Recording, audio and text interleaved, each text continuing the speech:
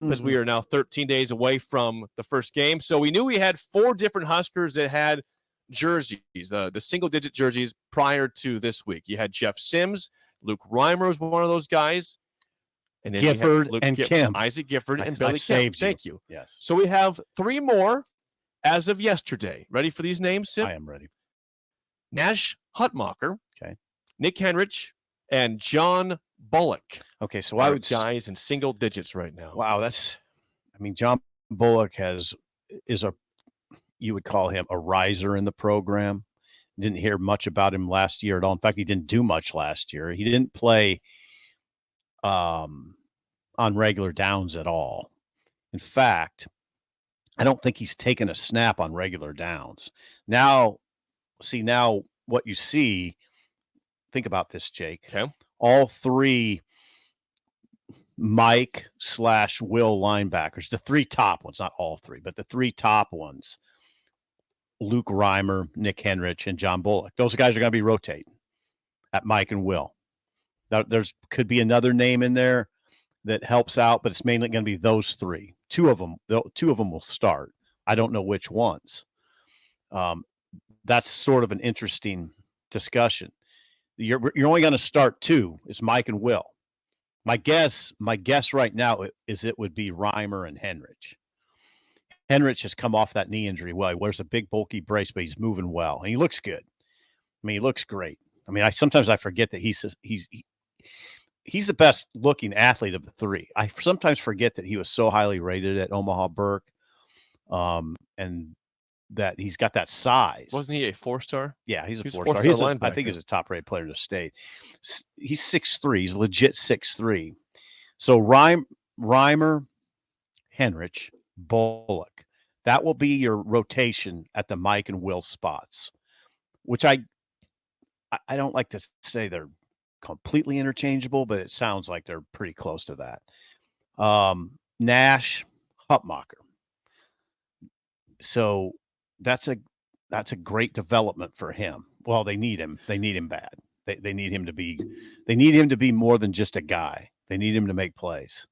We'll see if that can happen. What I think is interesting, and this is pretty telling, Sip, when it comes to what Matt Rule said on Saturday. Again, he said that the defense won the day. Now, he said the offense struggled, but that was with procedural stuff. Yeah. But look at there now. 5 of your single-digit guys are defensive players. So the only offensive players are Jeff Sims and Billy Kemp. No running backs, no offensive linemen, no tight end. Oh, no, there is an offensive lineman. Piper got one. Okay. That's okay. Piper got one, but they don't. The offensive lineman can't wear. Okay, so fine. 5 defense and 3 offense still there. It's still a little bit tilted. It is tilted. Yeah, I wouldn't worry about that too much. Is there anybody on offense that I was expecting to get one that didn't? So you have, again, we don't know clearly who the starting running back is. Gabe Urban's been getting some top reps. Anthony Grant has obviously been in that conversation too as the guy last year. Just on Tuesday, when Rule was last available to the media, he did say that Grant had been working with the 2s, but now is getting 1 reps. I interpreted that as Grant's making a push. With Anthony Grant, he can run the ball. I'm just parroting what Matt Rule said. They know he can run it. It's the other parts of the position that he's got to get zoned in on, and that's pass protection, probably knowledge of playbook. But I think Grant's got some momentum.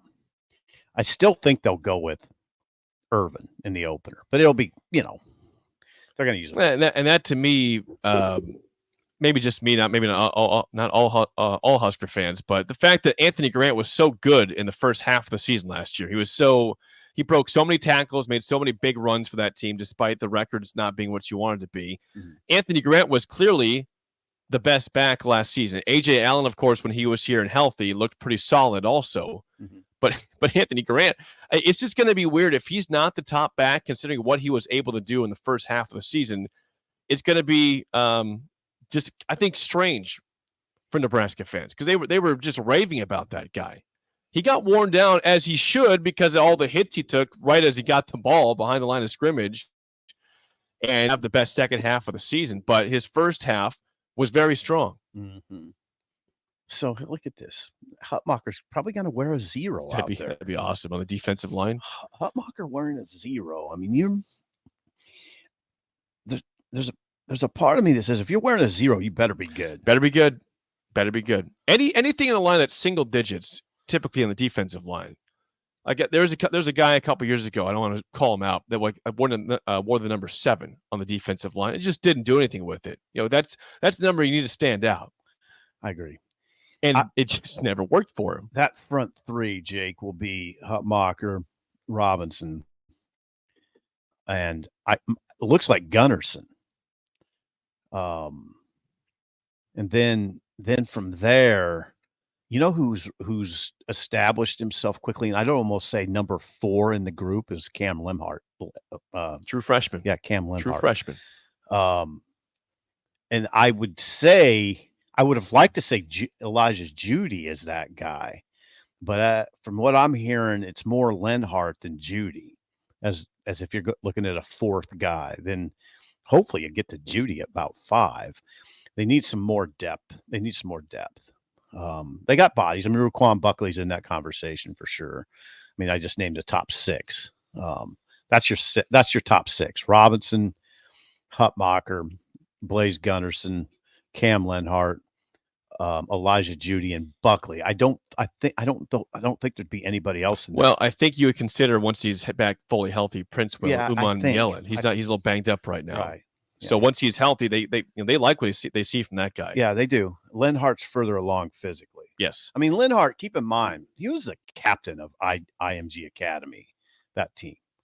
So he's a dude. And then, by the way, these single digits go to what I would say are dudes. Reliable. I'm not going to overuse that word again today. Today I did that the other day, but guys who are reliable, good teammates, show leadership, and part of showing leadership is making plays. It is. You got to make plays. I don't know if you can get a number like this if you're not making plays in practice. Once again, the newest additions to the single-digit numbers as of yesterday are Nash Hutmacher, Nick Henrich, John Bullock, joining Jeff Sims, Billy Kemp, Luke Reimer, Isaac Gifford, and a guy who can't use the number, Ethan Piper. Those are the 8 players in single digits thus far. Yeah, so that's kind of fun. As we are 13 days away from kickoff. Yeah, so, there's some guys. I'm sort of surprised Newsome hasn't gotten one. Quentin Newsome. I'm a little surprised. Fedoni hasn't gotten one. It's not an award for the best players, necessarily. It's not. That's not what this is necessarily. I think that's a factor. But well, I don't know. I think if you want to look at something here, Hartzog too. So I'm sort of surprised. When you look at the guys who got the numbers, you got to feel pretty good about the linebacker unit in general. The linebackers could be the strength of the team if this is any indicator here at all. At least defensively, I know. You don't think so? Secondary. I can't say the linebackers. They're pretty good though. I mean, Reimer. They've all got accolades here, basically. That's true. Single digits. Reimer. That's true. But Bullock, again, Jake, I'm telling you, I don't know that signifies best players. That's part of it. But I don't think it's straight best. Pretty player. telling about that unit when you got 3 guys who are single digit numbers. It's pretty telling. Yeah, I'd stick with the secondary because the secondary has more depth. I mean, I don't even know who would be right behind those 3 guys, Reimer, Henrich, and Bullock. I don't know who's right behind them. And the fact I don't know that's problematic. All right. But the good thing is that they're playing well in fall camp so far. You can lose one of them. You can. If you lose 2 of them, trouble.